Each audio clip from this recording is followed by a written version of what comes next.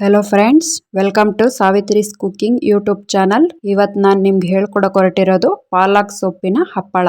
ಇದಕ್ಕೆ ಬೇಕಾಗಿರೋ ಇಂಗ್ರೀಡಿಯೆಂಟ್ಸ್: ಪಾಲಕ್ ಸೊಪ್ಪು ಮುಕ್ಕಾಲ್ ಕಟ್ಟಷ್ಟು ತೊಳೆದು ಬಿಟ್ಟು ಕಟ್ ಮಾಡಿ ತಗೊಂಡಿದ್ದೀನಿ. ಇದನ್ನ ರುಬ್ಕೊಳಕ್ ಹಾಕೋತಾ ಇದ್ದೀನಿ. ಅನ್ನ ಇವಾಗ ಒಂದು ಬೌಲ್ ಅಷ್ಟು ಹಾಕೊಂಡು ರುಬ್ಕೋತೀನಿ. ಆಮೇಲೆ 2 ಬೌಲ್ ಅಷ್ಟು ಹಾಕೋತೀನಿ. ನೀರು ಅದೇ ಬೌಲ್ ನಲ್ಲೇ 1 ಬೌಲ್ ನಷ್ಟು ಹಾಕೋತಾ ಇದ್ದೀನಿ. ಹಸಿರು ಮೆಣಸಿನಕಾಯಿ 4, ಕರಿಬೇವಿನ ಸೊಪ್ಪು 2 ಕಡ್ಡಿ, ಜೀರಿಗೆ 1 ಟೀ ಸ್ಪೂನ್, ಉಪ್ಪು ಅರ್ಧ ಟೀ ಸ್ಪೂನ್, ಪಾಪಡ್ ಖಾರ್ ಅರ್ಧ ಟೀ ಸ್ಪೂನ್, ಅಜ್ವೈನ್ ಅರ್ಧ ಟೀ ಸ್ಪೂನ್, ಇಂಗು 2 ಚಿಟಿಕೆ. ಇದನ್ನ ನುಣ್ಣಗೆ ರುಬ್ಕೊಂಡ್ಬರ್ತೀನಿ. ರುಬ್ಕೊಂಡ್ಮೇಲೆ 2 ಬೌಲ್ನಷ್ಟು ಮತ್ತೆ ಅನ್ನ ಹಾಕೋತಾ ಇದ್ದೀನಿ. ಇದನ್ನ ಮತ್ತೆ ನುಣ್ಣಗೆ ರುಬ್ಕೊಂಡ್ಬರ್ತೀನಿ. ನೋಡಿ, ಈ ತರ ನುಣ್ಣಗೆ ರುಬ್ಕೊಂಡಿರ್ಬೇಕು.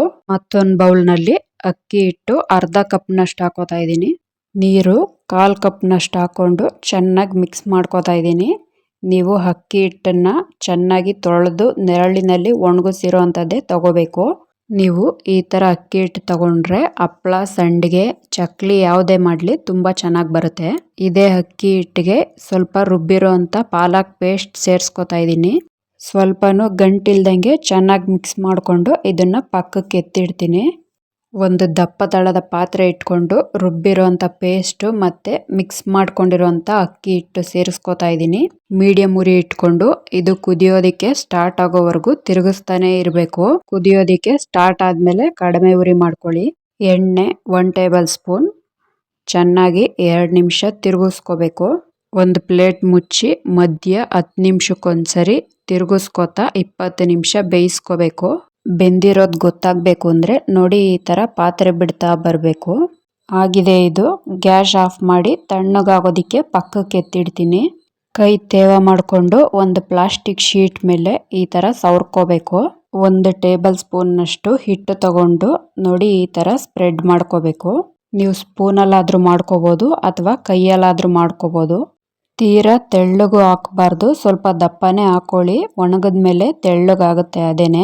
ನೋಡಿ, ಇದೇ ತರ ಎಲ್ಲಾನು ಹಾಕೊಂಡಿದ್ದೀನಿ. ಕೈ ತೇವ ಮಾಡಿಕೊಂಡು ನೀವು ಕೈಯಲ್ಲೂ ಕೂಡ ಈ ತರ ತಟ್ಕೋಬಹುದು. ನಾನು ಕೈಯಲ್ಲೇ ತಟ್ಕೊಂಡಿದ್ದೀನಿ. ಈ ಹಿಟ್ಟನ್ನ ಸರಿಯಾಗಿ ನೀವು ಬೇಯಿಸಿಲ್ಲ ಅಂದ್ರೆ ಒಡೆಯೋ ಚಾನ್ಸಸ್ ಇರುತ್ತೆ. ಅದಕ್ಕೆ ಹೇಳ್ತಾ ಇದ್ದೀನಿ, ಚೆನ್ನಾಗಿ ಕಡಿಮೆ ಉರಿ ಇಟ್ಕೊಂಡೆ ಬೇಯಿಸ್ಕೊಳ್ಳಿ. 2 ದಿನ ಚೆನ್ನಾಗಿ ಒಣಗಿಸ್ಕೋಬೇಕು. 2 ದಿನ ಚೆನ್ನಾಗಿ ಬಿಸಿಲಲ್ಲಿ ಒಣಗದ ಮೇಲೆನೆ ತೋರಿಸ್ತಾ ಇದ್ದೀನಿ. ನೋಡಿ, ಈ ತರ ಚೆನ್ನಾಗಿ ಒಣಗಿರ್ಬೇಕು 2 ಕಡೆನು. ಎಣ್ಣೆ ಚೆನ್ನಾಗಿ ಕಾಯ್ದ ಮೇಲೆನೆ ಮೀಡಿಯಂ ಉರಿ ಇಟ್ಕೊಂಡೆ ಹಪ್ಪಳ ಕರ್ಕೋಬೇಕು. ಹಪ್ಪಳ ಮಾತ್ರ ನೋಡೋದಿಕ್ಕೆ ಈ ಕಲರ್ ಇದ್ರು ತಿನ್ನೋದಿಕ್ ಮಾತ್ರ ಸಖತ್ತಾಗಿರುತ್ತೆ. ಹೆಲ್ದಿನೂ ಕೂಡ. ರುಚಿಕರವಾದ ಮತ್ತು ಆರೋಗ್ಯಕರವಾದ ಪಾಲಕ್ ಸೊಪ್ಪಿನ ಹಪ್ಪಳ ರೆಡಿ ಟು ಸರ್ವ್.